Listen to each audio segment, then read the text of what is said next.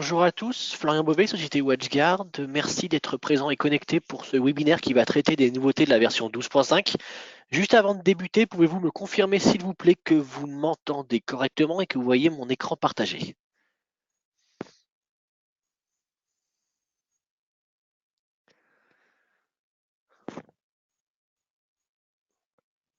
Ok, ça marche, merci. Bon, il y a du monde, ça fait plaisir pour une rentrée.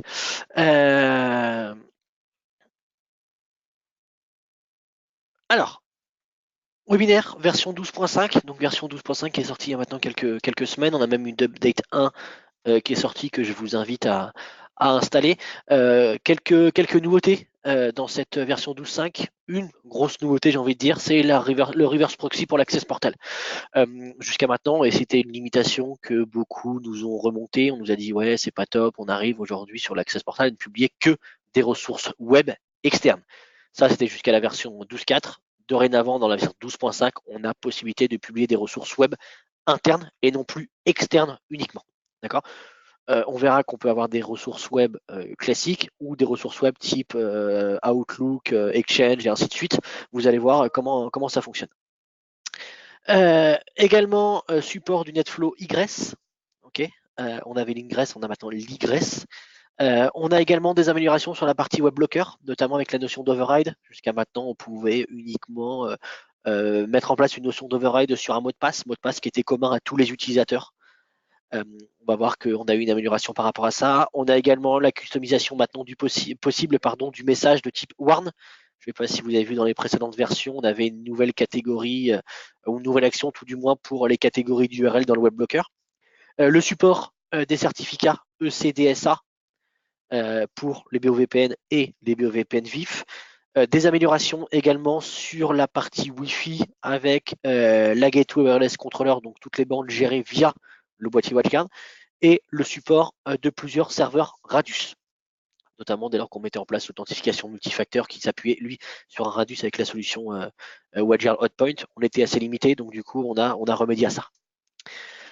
Première nouveauté, la plus importante, j'ai envie de dire, c'est pour ça qu'elle est en tête de présentation, c'est le reverse proxy pour l'Access Portal. Si vous avez des questions durant la présentation, n'hésitez pas à les poser, j'essaierai d'y répondre au fil de l'eau. Dorénavant, dans l'Access Portal, donc le portail SSL sans agent intégré sur les boîtiers M270 et supérieurs ainsi que sur les Firebox V, on a la possibilité de publier maintenant une ressource web interne. Jusqu'à la version 12.4 et inférieure à la version 12.5, c'était uniquement du SSH, du RDP et du web externe. Maintenant, web interne, où je peux renvoyer par conséquent des utilisateurs connectés sur l'Access Portal vers un EWA, vers un serveur web et ainsi de suite. D'accord. Donc possibilité de donner accès à des ressources internes sans forcément passer par un VPN. On supporte également l'authentification multifacteur. D'accord. Donc encore une fois, comme on l'avait au préalable, avoir du WatchGuard Hotpoint sur l'Access Portal et derrière, une fois qu'ils sont authentifiés, leur donner accès aux différentes ressources internes. On fonctionne de type reverse proxy, d'accord, c'est-à-dire qu'on va tout le trafic va arriver sur le Firebox qui va forwarder tout le trafic depuis des réseaux externes vers des serveurs en local. D'accord. On a bien évidemment le support d'Exchange, d'accord, donc les différentes actions de reverse proxy pour tout ce qui va être équipement mobile avec le Microsoft Mail, d'accord, donc avec l'ActiveSync, l'Outlook, l'OWA et l'OWA avec l'Automatic Signing, d'accord, donc la notion de SSO. Et puis après, on peut configurer des ressources internes autres que Exchange. Comment ça fonctionne? Donc, vous avez différents cas de figure ici. Donc, soit l'ActiveSync, mon utilisateur ou mon équipement va se connecter directement sur mon URL public qui est hébergé, qui est redirigé sur le Firebox. Et derrière, je vais avoir la possibilité de le renvoyer directement vers mon serveur Exchange. J'ai la partie MAPI pour tout ce qui est Outlook 2016.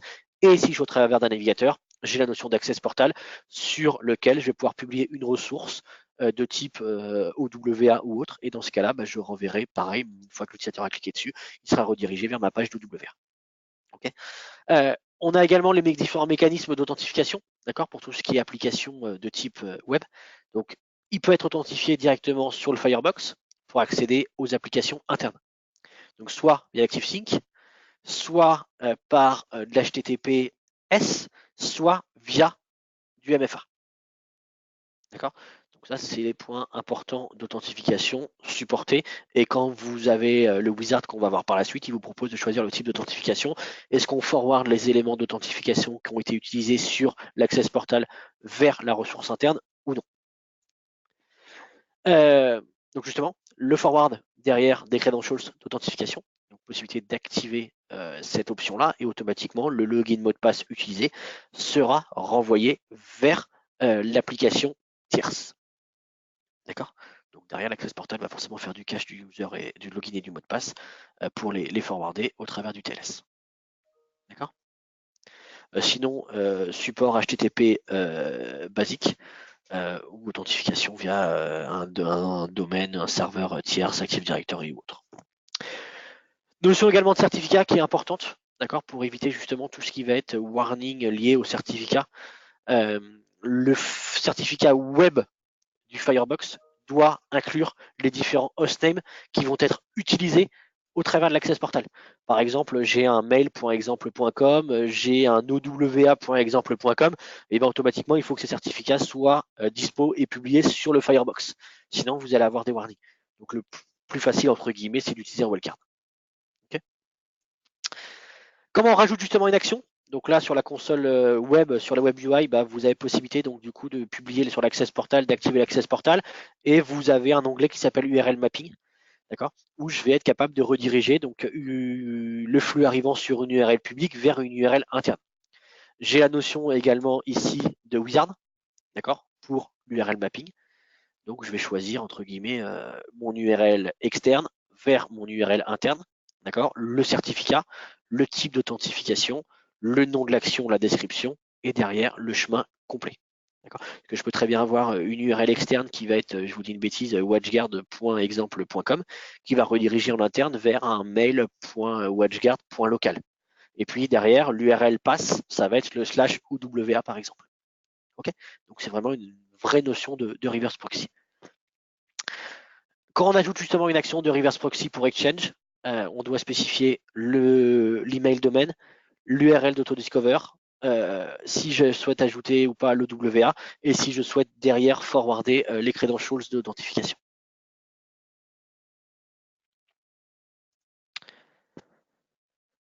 Les actions, d'accord, quand j'ajoute donc une action, le nom, la description c'est optionnel, et éventuellement l'icône. Chose que l'on avait déjà au préalable dans l'Access Portal avec l'action SSH, avec le web externe ou avec la notion de RDP. Possibilité donc ici de choisir un custom URL mapping quand vous ne souhaitez pas intégrer d'Exchange. Donc là en gros c'est ni plus ni moins qu'une redirection, une publication de votre serveur web local via l'Access Portal. Dans ce cas-là, on va passer par le custom URL mapping. Donc l'URL externe, external.exemple.com, et elle va être redirigée via la notion de reverse proxy sur une URL qui va être internal.exemple.com. Est-ce que j'utilise un certificat auto-signé ou non? Et derrière, qu'est-ce que je fais?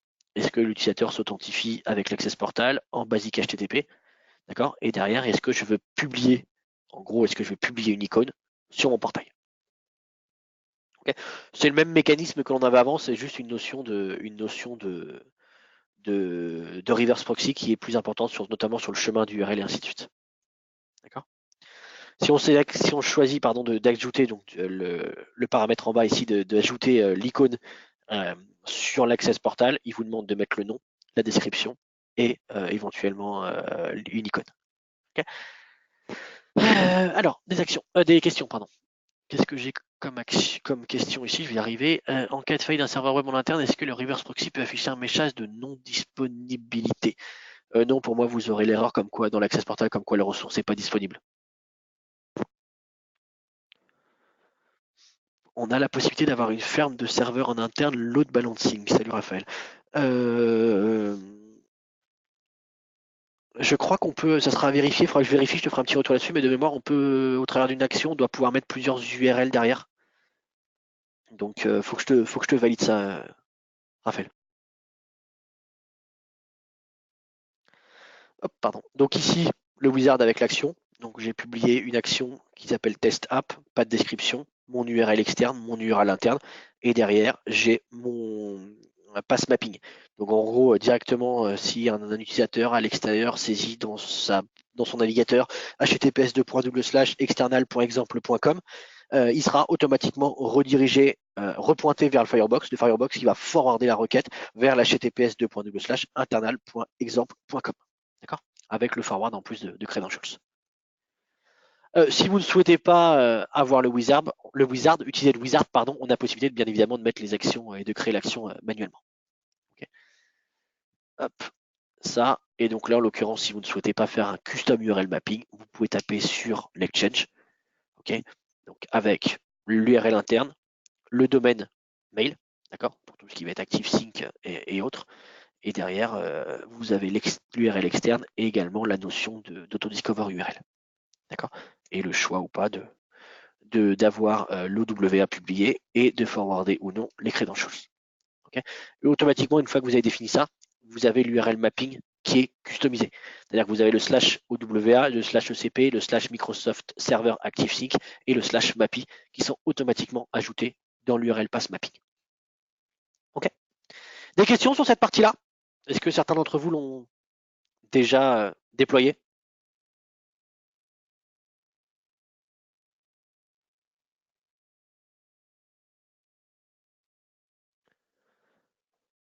Ok. Autre nouveauté, le NetFlow Egress. On supporte maintenant le NetFlow Egress. D'accord. Avant, on supportait que l'ingress, donc autant vous dire que maintenant, on supporte dans les deux sens. Donc, on peut avoir un peu plus d'informations concernant le trafic qui va transiter au travers de vos boîtiers. D'accord. Donc, sur la partie configuration NetFlow, on peut sélectionner quelle interface l'on veut monitorer en choisissant soit l'ingress, soit l'igress. D'accord. Pour bien comprendre, l'igress, c'est le trafic qui va sortir d'une interface. D'accord. Donc ici, quand je choisis sur la Web UI, je choisis mes interfaces et je peux possibilité de faire l'ingress, donc trafic qui rentre, ou l'igress, trafic qui sort. J'ai bien évidemment la même chose sur la partie Policy Manager. D'accord. Donc avec la notion de NetFlow, enfin un paramètre qu'on avait déjà dans les précédentes versions avec les précédentes versions pardon, de Fireware, protocole version 5 ou 9, le timeout et ainsi de suite. D'accord. Donc la partie Y ici, pardon, pour tout ce qui est trafic géré ou généré par le Firebox, j'ai possibilité également de le surveiller. D'accord. Donc soit généré par le Firebox, donc tout le flux sortant provenant directement du boîtier, requêtes, mise à jour et ainsi de suite, ou le trafic à destination du Firebox, potentiellement sur un flux entrant. Vous avez une URL publique ou une IP publique qui est directement accessible sur le boîtier. Vous avez un maximum de flux qui arrive. Avec l'Igress, je vais avoir la possibilité de voir ce qui arrive. Et avec le NetFlow, avoir la possibilité de voir ce qui arrive directement sur votre interface WAN. Okay. Pour ça, dans le NetFlow, j'ai possibilité de surveiller, de monitorer le trafic généré ou le trafic à destination du Firebox. Web UI et bien évidemment ici sur la partie Policy Manager. Okay. Point important également sur l'Igress, si vous avez un switch qui ne supporte pas forcément le NetFlow, vous avez possibilité d'activer par conséquent sur l'interface du Firebox sur lequel le switch potentiellement serait connecté, d'activer le NetFlow. Et par conséquent, ça vous donnerait une visibilité de ce qui peut transiter via une interface spécifique du switch en monitorant uniquement l'interface de votre Firebox. D'accord. Attention, si vous activez à la fois l'ingress et l'igress, il y a possibilité qu'il y ait des doublons par conséquent. Okay. Question sur cette partie-là?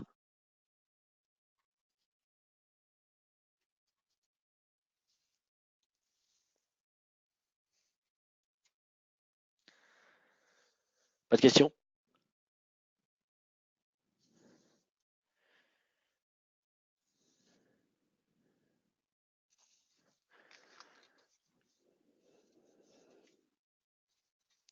Ok.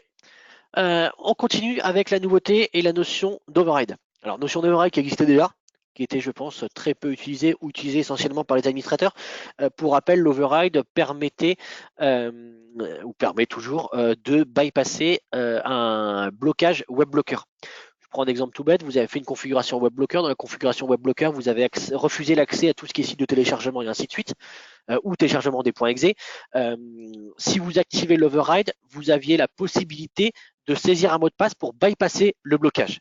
La limitation qu'on avait jusqu'à la version 12.5, c'est que l'override était uniquement par mot de passe commun à toutes les personnes à qui vous souhaitiez donner ce fameux mot de passe. D'accord.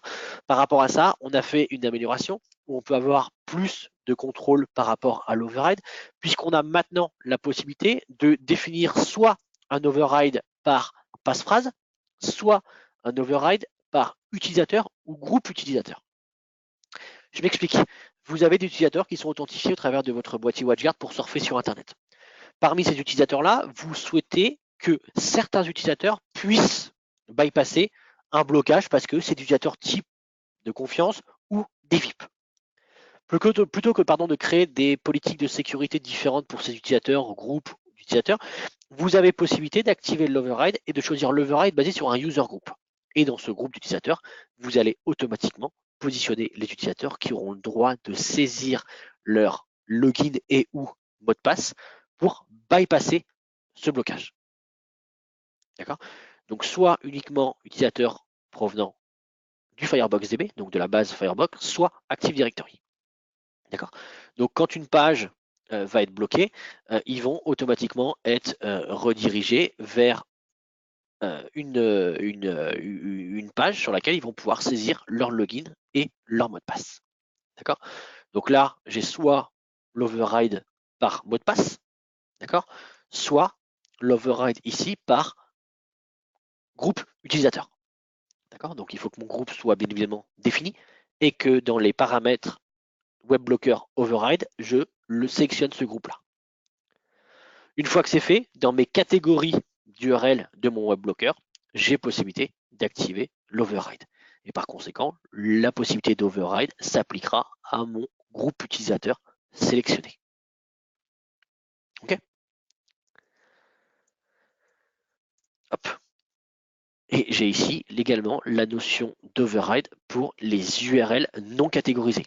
C'était un petit peu la croix et la bannière jusqu'à maintenant, puisque nous on recommandait de bloquer l'accès aux URL non catégorisées. J'ai possibilité maintenant d'être un petit peu plus souple, d'apporter de la souplesse en choisissant la notion d'override. Par conséquent, quand un utilisateur arrive sur une page bloquée, il est sur cette page-là, et en bas, j'ai ma notion d'override, qui dit par exemple que pour le site esbn.com, j'ai possibilité de bypasser ce blocage-là en saisissant mon username et mon password. OK. Donc là, je l'ai par login mot de passe ou je l'ai ici simplement par mot de passe générique. Bien évidemment, si l'utilisateur bypass un site bloqué puisqu'il en a le droit, vous avez dans les logs l'information. OK. Donc on voit ici que j'ai eu un bypass en haut par mot de passe, d'accord, pardon, et j'ai eu en bas un bypass par un utilisateur appartenant au groupe override. D'accord. Et je vois le nom d'utilisateur qui appartient à tel groupe. OK. Alors, j'ai des questions. Ah, il y a une question, pardon, sur la notion d'igresse. Non. Après, moi, j'ai pas de. Alors, la question, pardon. Est-ce qu'on connaît quels switches ne sont pas compatibles? Non. Moi, je ne connais pas la liste des switches qui ne sont pas compatibles NetFlow. Je pense que vous avez un paquet de switches qui ne sont pas compatibles NetFlow. À contrario, vous avez un paquet de switches qui sont compatibles NetFlow. Après, c'est à voir avec le modèle et les différents constructeurs. Point important quand vous faites une upgrade, donc vers la version 12.5, de bien prendre en compte justement les différents points concernant la partie override, d'accord, avec les exceptions, les timeouts, d'accord, faire attention qu'il n'y ait pas un précédent sur la partie override et ainsi de suite. Ok. Donc faites attention de bien revérifier si vous aviez de l'override avant qui était dispo, qui était mis en place, de bien vérifier la configuration une fois que vous avez mis à jour en 12.5. Des questions sur cette partie-là? Oui. Alors question, s'il est authentifié par SSO, il a besoin de saisir un mot de passe pour l'override. Oui, dans tous les cas, il aura besoin de saisir. C'est une action manuelle, l'override. Que si l'utilisateur sont SSO, il n'y a aucun intérêt de mettre en place, si l'authentification fonctionnait par SSO, il n'y aurait pas d'intérêt de mettre en place l'override. Là, c'est vraiment dire attention à l'utilisateur, tu as une page potentiellement qui ne correspond pas au business, qui est potentiellement indésirable et ainsi de suite. Est-ce que tu es sûr de vouloir y accéder? Et dans ce cas-là, il faut que ce soit une action manuelle pour que l'utilisateur puisse accéder à la page bloquée.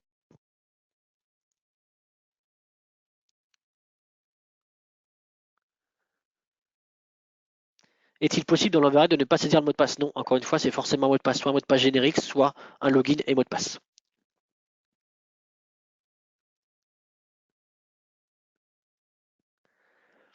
C'est catégorisé d'une manière. Non, en dimension, non. J'ai pas de catégorie par rapport aux utilisateurs ou un rapport par rapport aux utilisateurs qui auraient activé l'override, pas encore.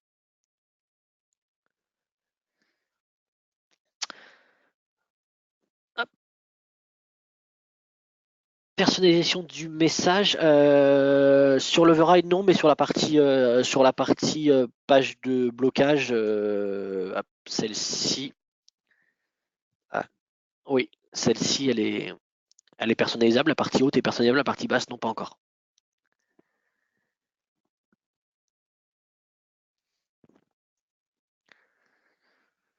Hop. Autre nouveauté, amélioration, c'est la customisation en l'occurrence du proxy warn. Je ne sais pas si vous aviez fait attention dans les versions précédentes, j'avais une action de warn, de warning. En gros, en disant voilà, j'ai moi bloqué, enfin plutôt que de bloquer une catégorie d'URL, je mettais un warning pour mes utilisateurs en leur disant attention, ce contenu c'est peut-être pas forcément hyper productif par rapport à des sites de sport, de shopping ou autre, c'est pas productif, est-ce que tu es sûr de vouloir y aller? D'accord. Donc c'était un peu comme l'override, sauf que là, ils n'avaient pas de mot de passe à saisir, ils avaient simplement à confirmer leur souhait d'accéder à la page en question. Donc ça, c'était l'action de type warn. Euh, Jusqu'à la version 12.5, le contenu n'était pas personnalisable. Maintenant, c'est chose possible, c'est-à-dire que je peux franciser ou mettre dans une autre langue, pardon, le deny message par rapport au message de type warn. Ok. Donc je l'ai ici. Et j'ai possibilité de dire, par exemple, voilà, est-ce que le site sport, la catégorie sport peut être non sécure ou inapproprié? Est-ce que vous êtes sûr de vouloir accéder au site en question? Et donc là, l'utilisateur clique pour accéder au site ou, en l'occurrence, revient en arrière parce qu'il peut avoir des remords. Ok. Et donc du coup, vous avez ici donc la customisation possible du warn message avec encore une fois les variables disponibles comme vous l'avez dans le blocage du web blocker. Okay. Donc la transaction, la raison, la méthode, l'URL, le chemin, le username, le numéro de série du Firebox et le nom du boîtier. Okay. Et vous retrouvez ici donc les différentes informations dans le contenu aide, dans le deny message. Vous avez également la notion de mémoire d'un bouton preview. Là, vous pouvez cliquer, d'accord, et voir par conséquent à quoi ressemblerait votre message une fois publié. Des questions sur cette partie-là?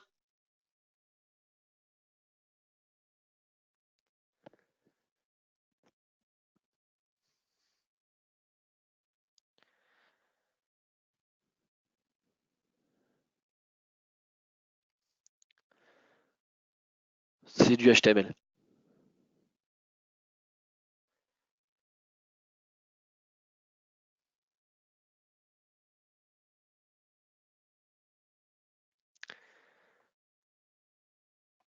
Alors, question de Christophe, que sur le HTTP proxy, pas sur le HTTPS. Pour pouvoir mettre un blocage sur le HTTPS, il faut activer l'inspection. Si tu actives l'inspection derrière que tu bloques, oui, tu auras le message. Maintenant, il n'y a pas grand intérêt à activer l'inspection sur des sites qui sont bloqués, Christophe. Hop. Autre nouveauté, le support des certificats de type ECDSA.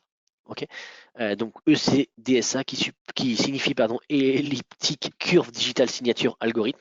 Donc les certificats maintenant peuvent être utilisés dans la négociation des différents VPN, BOVPN classiques, donc Branch Office VPN, ou les BOVPN VIF, ainsi que les mobiles VPN basés sur l'IKE V2. D'accord. Différence entre les certificats RSA et les certificats ECDSA. On a le même niveau de sécurité, on a des clés qui sont plus courtes et on augmente potentiellement l'efficacité. D'accord. C'est un besoin dans certains pays d'utiliser un certificat ECDSA plutôt que RSA. Donc c'est pour ça qu'on l'a intégré dans nos boîtiers. D'accord. Donc on peut importer des certificats et les différents certificats qui peuvent être supportés. Vous avez ensuite, une fois qu'il est importé, l'algorithme en l'occurrence qui est utilisé, donc soit le C, soit le RSA ici. Et si vous cliquez par exemple ou vous montez un tunnel, vous pouvez choisir ici l'algorithme avec le certificat qui va bien. Okay. Le BOVPN et le BOVPN vif. Okay. Je ne sais pas si c'est des besoins que vous aviez.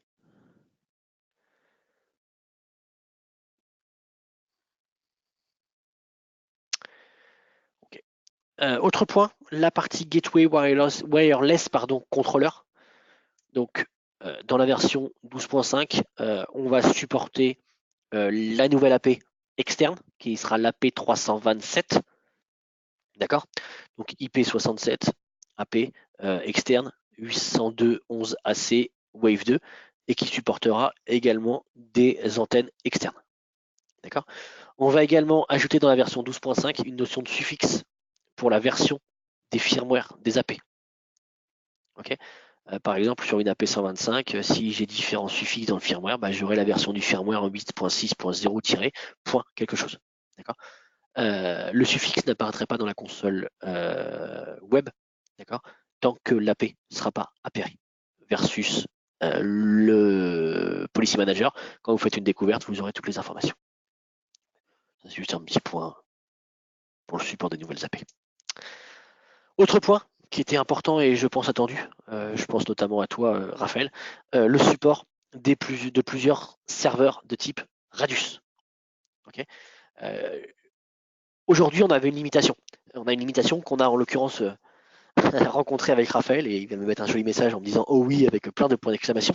Je prenais l'exemple où vous aviez des utilisateurs VPN SSL ou autres et qui s'authentifiaient sur une authentification multifacteur avec par exemple le WatchGuard Hotpoint. Le WatchGuard Hotpoint étant basé sur une gateway qui est en fait un serveur Radius, je devais par conséquent déclarer ce serveur Radius dans ma configuration WatchGuard. Par contre, si j'avais un serveur Radius qui était utilisé également pour l'authentification des utilisateurs via du Wi-Fi et ainsi de suite, je ne pouvais pas combiner les deux. Pourquoi? Parce que j'avais la possibilité de renseigner qu'un seul serveur Radius. Dans la version 12.5, on a supprimé cette limitation, à savoir que l'on peut avoir plusieurs serveurs Radius déclarés sur un boîtier. D'accord? Donc ici, dans la console web, j'ai possibilité de rajouter différents serveurs, des noms de domaine, l'adresse des serveurs et ainsi de suite. D'accord. Et après, si j'utilise le Secure ID, notamment pour la partie RSA, je peux également le spécifier ici. Et quand je vais choisir mes méthodes d'authentification, j'aurai ma liste avec potentiellement mes X serveurs Radius qui apparaîtront. Okay. Donc, on n'a plus cette limitation. Donc, on va pouvoir coupler de l'authentification multifacteur WatchGuard Hotpoint avec l'authentification Radius pour du Wi-Fi ou pour toute autre méthode du NAC et ainsi de suite. Okay. Donc le Radius sur utilisateur et groupe, mobile VPN, IKEV2, L2TP, SSL, IPsec, d'accord. Les différents serveurs d'authentification, la partie hotspot, l'access portal et ainsi de suite. D'accord. Donc dès lors que vous avez déclaré au moins 2 serveurs Radius, vous allez avoir la liste. À vous de choisir tel serveur Radius pour tel type d'authentification par rapport à un besoin spécifique. Ok. C'était, à part Raphaël, c'était une limitation pour certains qui était bloquante.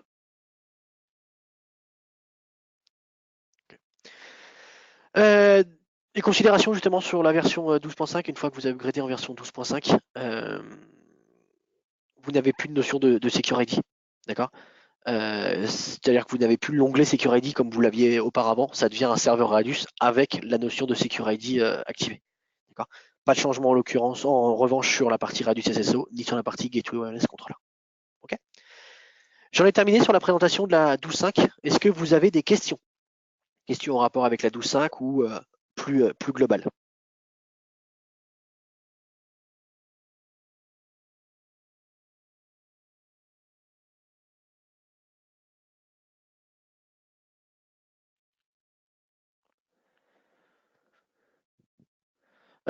Oui Thibaut, je peux t'envoyer le PowerPoint.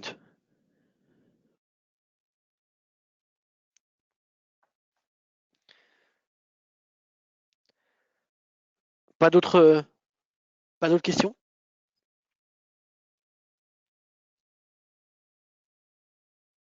Ça marche, je ferai un petit mail.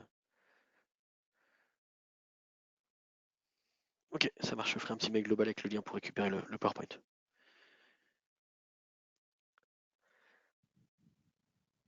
WebLocker Override de façon globale, ça fait déjà quelques versions qu'il est dispo. L'override basé sur utilisateur, enfin sur groupe utilisateur depuis la version 12.5.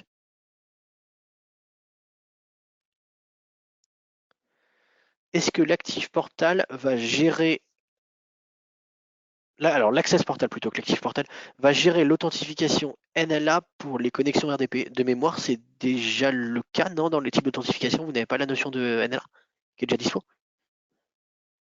À vérifier, mais je crois que c'est déjà le cas. Bonjour, la mise à jour se fait facilement depuis la 12.3.1 avec un actif passif. Oui, il n'y a pas de souci. Vous allez un membre qui va se mettre à jour, redémarrer. Vous allez avoir la bascule entre les membres master et slave. Vous allez avoir la perte de 1 ou 2 ping et ça va se faire de façon transparente.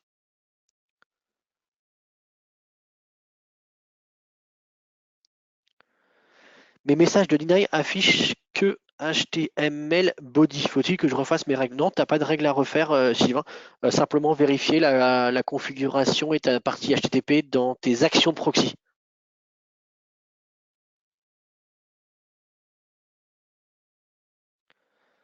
Mise à jour depuis la 12.1, tu l'as dans Christophe, dans la release note. Tu dois le voir depuis quelle version c'est upgradable, mais je pense que ça va passer. Maintenant, avoir des boîtiers encore qui sont en version 12.1, c'est mal.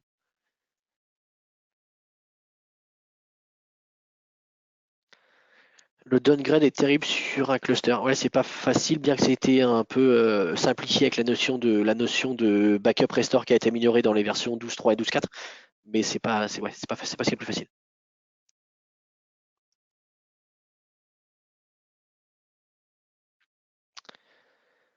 Alors, comment faisons-nous pour affecter une de nos IP publiques sur l'interface out à l'Access Portal?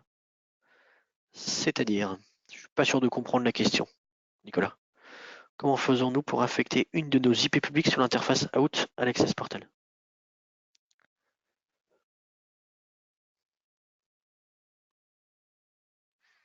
Je lirai pas tous tes messages à haute voix, Christophe.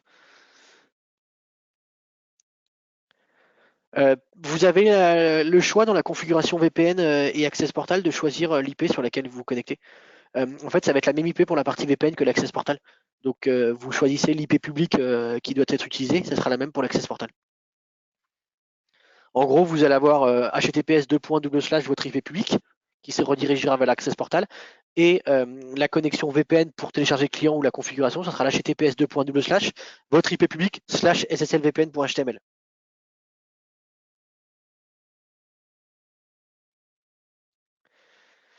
Autre question, est-ce que le blocage de chaîne YouTube particulière est envisagé prochainement? Alors, on l'avait, puisqu'on avait une notion de YouTube for School qui permettait par exemple de n'autoriser que certaines vidéos ou utilisateurs YouTube.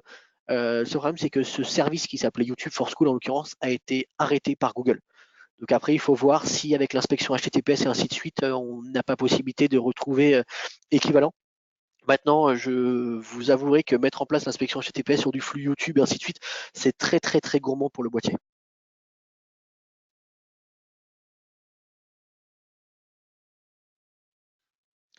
Alors, lors d'un message warn, si la personne valide l'accès au site, il y a une redirection pour une authentification. Non. Sur le warn, non, il n'y a pas d'authentification sur la notion de warn. Le warn, c'est je valide ou non l'accès au site. C'est l'override où j'ai une authentification. Cette redirection se fait sur le récipient du WebGuard et non sur un nom de domaine. Du coup, il y a une erreur de certificat. Alors pour ça, Alexandre, je te propose de m'envoyer un petit mail avec cette question-là. Je t'enverrai un lien vers la KB où justement on corrige les problèmes de certificat par rapport à une redirection sur le boîtier. Quid si on a plusieurs exchanges en interne, tu dois avoir possibilité de mettre plusieurs URL mapping, Raphaël. Pour l'override, le message personnalisable, c'est aussi l'HTML. Oui, tout à fait.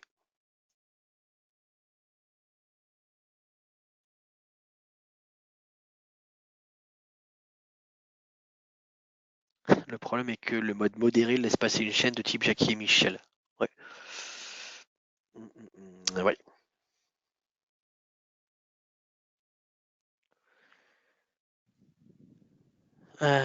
Autre question. Nous avions des règles SNAT qui redirigent le flux HTTP HTTPS, mais en activant la SSL-VPN, cela, les clients HTTP qui se connectent depuis l'externe ou une fenêtre du captif portal qui leur demandent de sauter.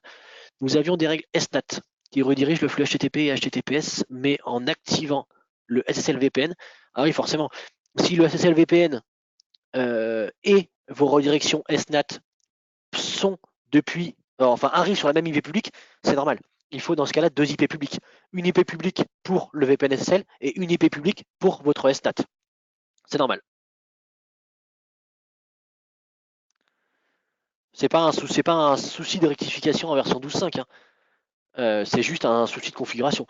Si vous avez deux flux HTTPS, un pour le PNSSL et un pour l'HTTPS SNAT qui pointent depuis la même IP publique, c'est normal que ça ne fonctionne pas. D'ailleurs, vous avez un warning quand vous enregistrez la configuration qui vous dit attention, vous avez du SNAT en HTTPS et vous avez également du VPN SSL. Vérifiez en gros la configuration. Alors, si vous avez plusieurs IP publics, il faut regarder la configuration. À mon avis, c'est un souci de configuration. Vous devez vraiment avoir le SNAT qui va taper sur une IP publique en particulier et votre VPN SSL qui va taper sur une IP publique différente du SNAT.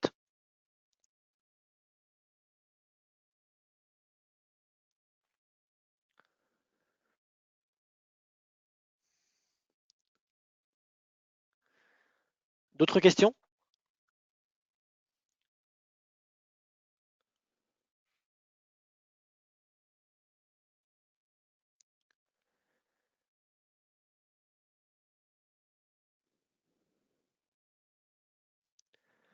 Écoutez, s'il n'y a pas d'autres questions, merci d'avoir suivi ce webinaire. Il a été enregistré, donc logiquement, je vais essayer de le publier dans la journée ou début de semaine prochaine sur notre chaîne YouTube. En parallèle, je vous ferai un petit mail avec la présentation. Merci beaucoup, encore une fois, et je vous souhaite une bonne fin de journée. Merci, au revoir.